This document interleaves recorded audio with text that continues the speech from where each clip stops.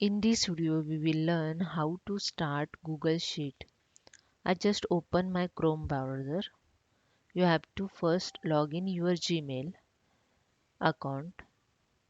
Then you can see here the Google's apps icon. Click on that. You get here the many option of Google's. Click on the Google's Drive.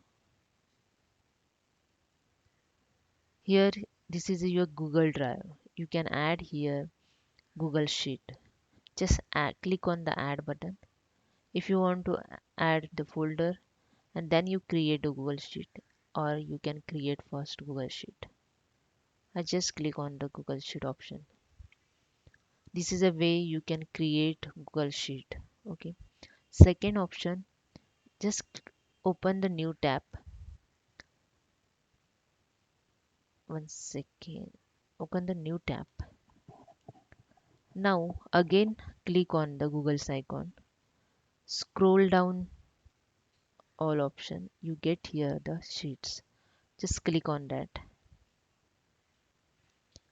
Add new Google Sheet. This is a second way you can open the Google Sheet. That's it. Hope you understand. If you like this, please subscribe my channel.